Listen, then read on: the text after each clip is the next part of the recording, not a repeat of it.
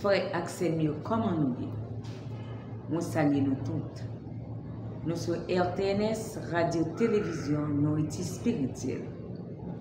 Jeudi, c'est un jour spécial, côté ma portée pour nous, émission Paula, qui c'est Lectio Divina. Ça veut dire dans RTNS, nous préparons avec nous lectio dimanche. Côté il y a plusieurs prêtres, plusieurs grands prédicateurs. Et moi-même, Imani Paul, m'a médité avec nous chaque semaine sur Lectio Divina. Pour nous capables voir qui ça veut dire dans lectio. Et puis, nous avons une méditation tout. En côté. Jésus a commencé sa vie publique, l'astre du matin, se lève sur la Galilée des nations. Nous commençons donc notre proclamation continue dimanche après dimanche du temps ordinaire à Nicée de l'évangile de Luc, que nous ouvrons à la scène inaugurale dans la synagogue de Nazareth, Luc 4. Cette proclamation de la parole n'est pas sans rappeler celle que fit jadis Esdras lors de sa réforme religieuse après le retour d'exil. La liturgie nous propose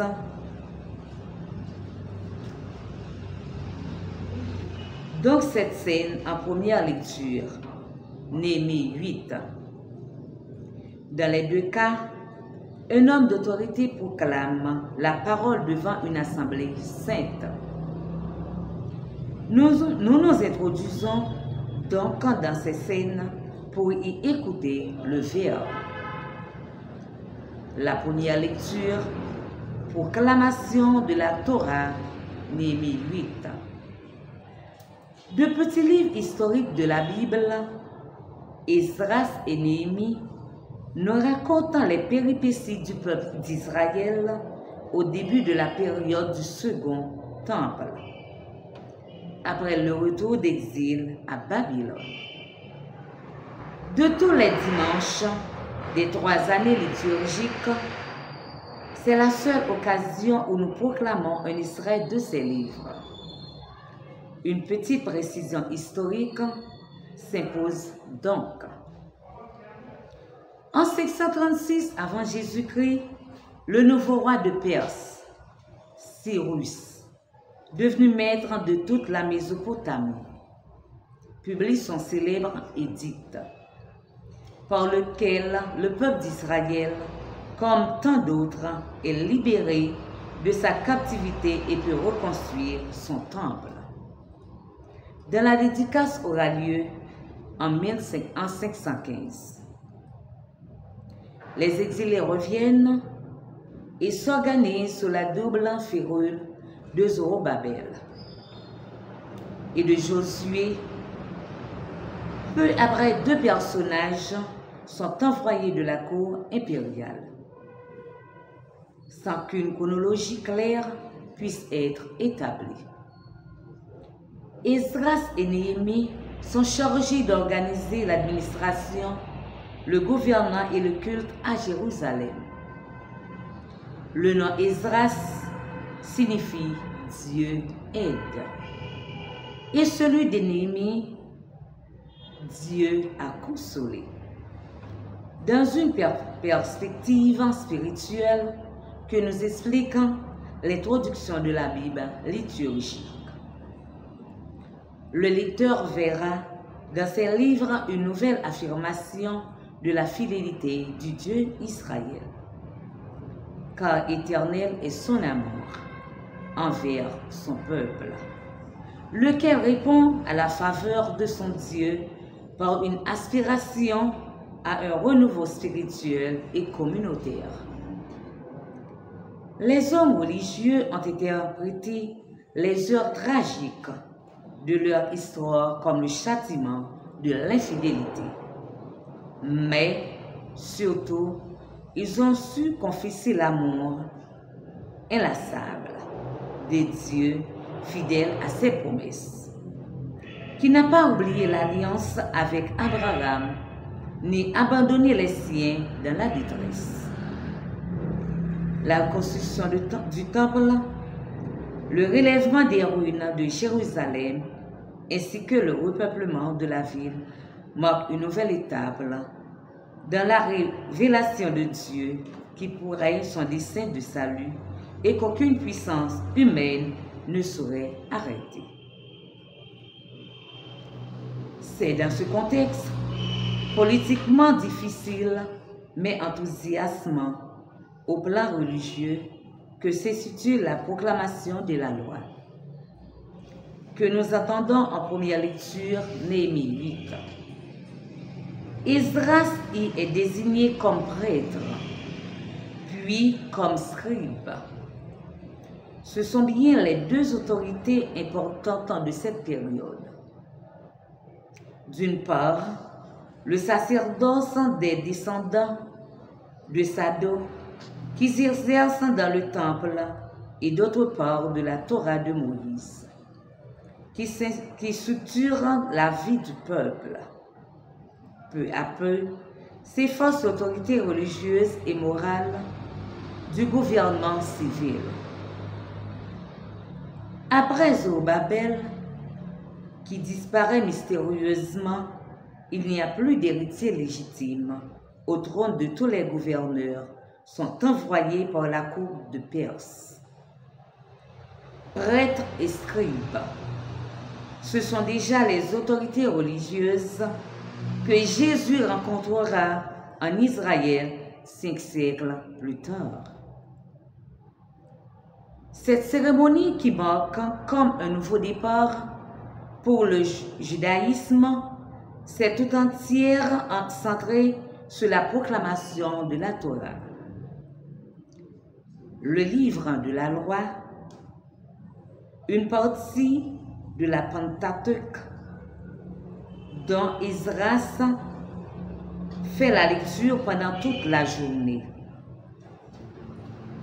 Le texte insiste beaucoup sur ce livre, laissant supposer qu'un nouveau culte se met en place, en plus de celui du temple, à l'ombre duquel la proclamation a lieu. Le judaïsme rabbinique, très postérieur, considérera cette figure Esdras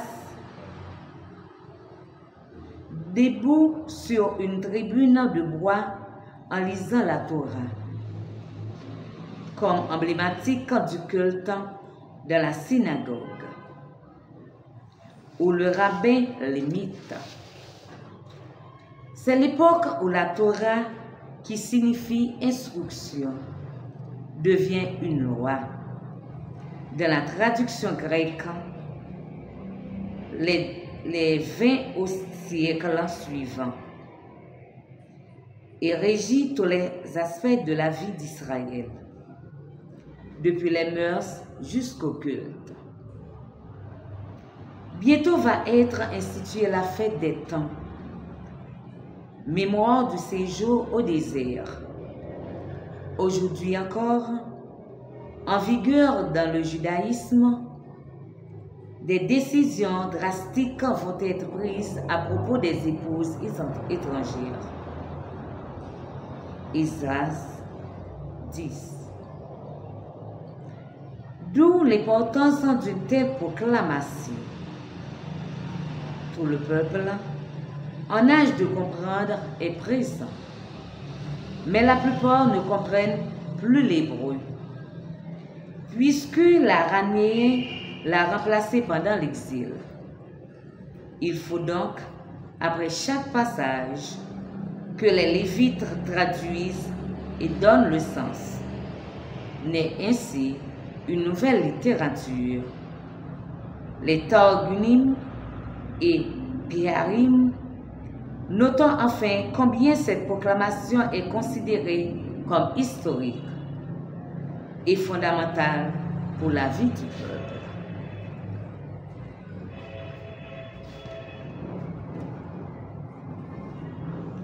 Sa date exacte est précisée, elle occupe toute la journée. comme s'il s'agissait d'un sabbat spécial. Les autorités la déclarent sacrée, en répétant par 3 fois: ce jour est consacré au Seigneur votre Dieu. Néhémie 8, 9, 10, 11. Toute peine doit en être bannie. La joie est quasiment obligatoire. Pour la célébrer, on offre des viandes savoureuses et des boissons aromatisées pour que tous et surtout les plus pauvres puissent célébrer la fête.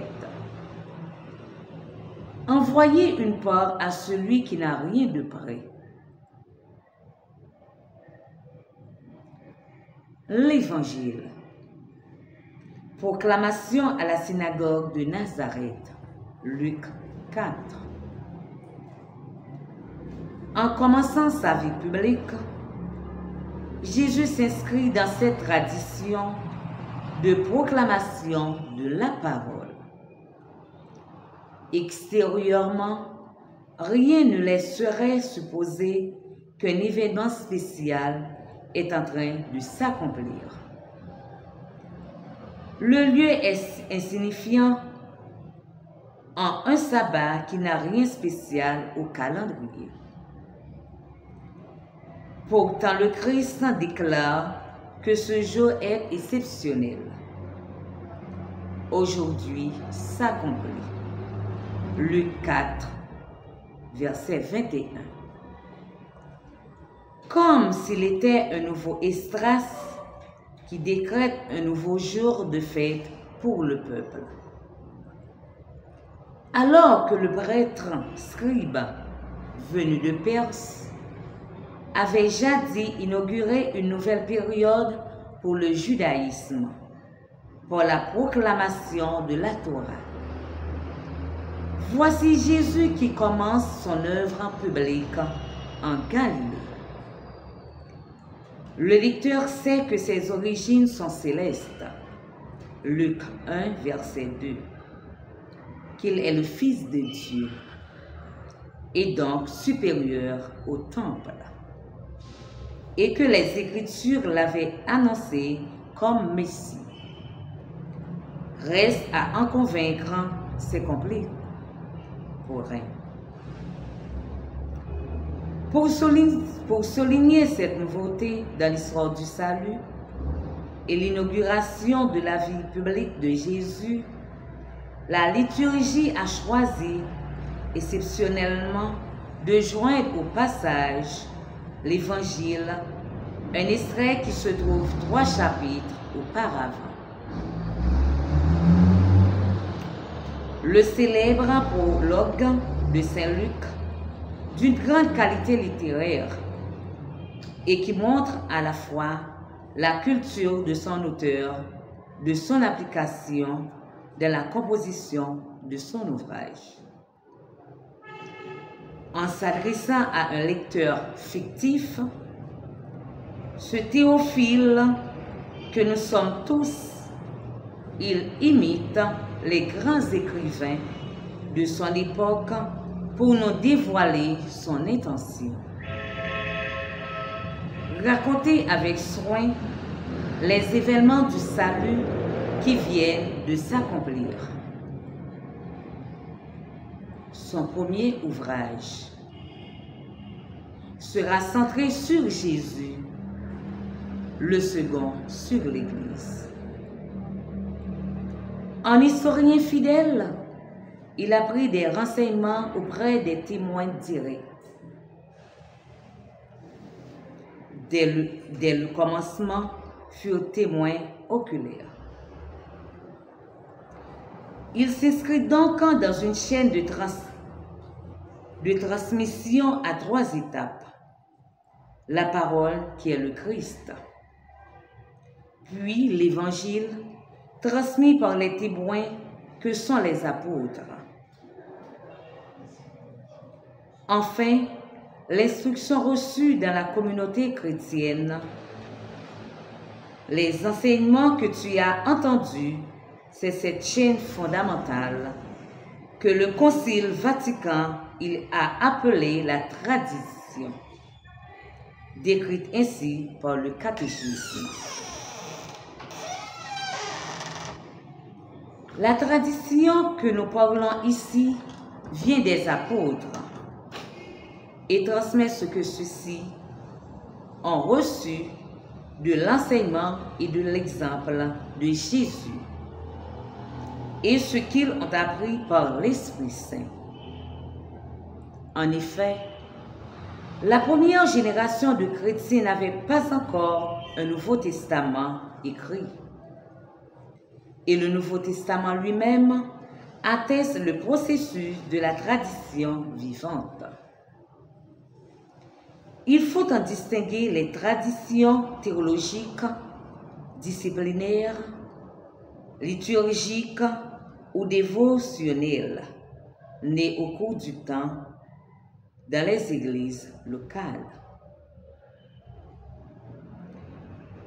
Elles constituent des formes particulières sur lesquelles la grande tradition reçoit des expressions adoptées aux divers lieux et aux diverses époques. C'est à sa lumière que celles-ci peuvent être maintenues, modifiées ou aussi abandonnées sous la conduite du magistère de l'Église. Au début du temps ordinaire de l'année liturgique, nous commençons donc notre lecture de Saint Luc par cette scène impressionnante à Nazareth. C'est la seule occasion dans tout le Nouveau Testament où nous voyons Jésus lire directement les Écritures. Au chapitre précédent, l'évangéliste nous avait introduit dans le mystère de sa personne, ses origines, sa naissance et son enfance, Luc 2, la préparation de sa venue par son cousin Jean, Luc 3, son baptême et sa généalogie, et même ses tentations. L'heure est venue de dévoiler ce mystère à tout le peuple d'Israël. La scène inaugurale que nous lisons se situe donc dans une synagogue lors du rassemblement de toute la population environnante. Alors que déjà les foules ont entendu parler de lui, sa renommée se répandit dans toute la région. Quel est son programme? Quel est son message? Saint Luc ne commence pas par raconter les miracles de Jésus, tout en laissant supposer que certains ont déjà eu lieu, puisque sa renommée est si grande. Il se concentre au contraire sur la parole. Jésus commence par l'enseignement. Il se confronte à la parole par excellence en la lisant devant l'assemblée. D'où l'importance du prologue de Luc affirmant qu'il s'est renseigné auprès de ceux qui furent témoins oculaires et serviteurs de la parole. Une parole qui se prolongera dans les actes des apôtres et parviendra jusqu'à toutes les nations. Vous serez alors mes témoins à Jérusalem, dans toute la Judée et la Samarie, et jusqu'aux extrémités de la terre. Acte 1, verset 8. À la différence d'Esdras, ce n'est pas la Torah que Jésus proclame. Lisons à une scène postérieure, celle des béatitudes. La confrontation du Messie avec la loi de Moïse. À Nazareth, il choisit le rouleau d'Isaïe pour y lire un oracle messianique qui s'applique à lui-même. Le texte précise d'ailleurs que on lui remit le livre du prophète Isaïe. Jésus reçoit cette parole comme un héritage de son peuple, avant de la modifier profondément par sa propre parole. La citation d'Isaïe insérée par Luc est d'ailleurs très intéressante. Elle est composée des 2 premiers versets du chapitre 61, auquel a été retirée la dernière expression « Puisque nous sommes dans l'évangile de la miséricorde ». Mais Luc a aussi ajouté un passage des chants du serviteur pour ouvrir les yeux des aveugles. Isaïe 42, verset 7. Nous verrons la semaine prochaine la raison de tel choix. Pour l'instant, il nous suffit de souligner que Jésus se proclame lui-même Messie par les signes de guérison, l'inauguration d'une ère nouvelle et l'annonce de l'Évangile. C'est ainsi qu'apparaissent sur la plume de Luc quelques thèmes théologiques qui vont nous accompagner toute cette année. Le rôle de l'Esprit, puisque Jésus, après son baptême, agit dans la puissance de l'Esprit et affirme que l'Esprit du Seigneur est sur nous. Le début de la vie de l'Église, lors de la Pentecôte, sera également sous le souffle de l'Esprit. Acte 2. Le thème de la vie et de l'aveuglement. Jésus annonce qu'il a été envoyé pour les aveugles, retrouver la vue. Ensuite, tous avaient les yeux fixés sur lui. Luc 4, verset 20. Perçoivent-ils son mystère? La proclamation de la parole. Saint Luc s'inscrit dans la suite des serviteurs de la parole, Luc 1er, verset 2. Et Jésus commence par le ministère de la parole. Bientôt vont s'élever les murmures. Quelle est cette parole? Luc 4, verset 36. La présence du salut par le terme aujourd'hui. Luc va l'utiliser 22 fois dans toute son œuvre. Et Jésus proclame, aujourd'hui s'accomplit ce passage. Moi dis nous toutes merci qui t'a coûté émission ça, RTNS, radio, télévision, nourriture spirituelle. Nous avons rendez-vous chaque semaine pour même émission ça. Merci.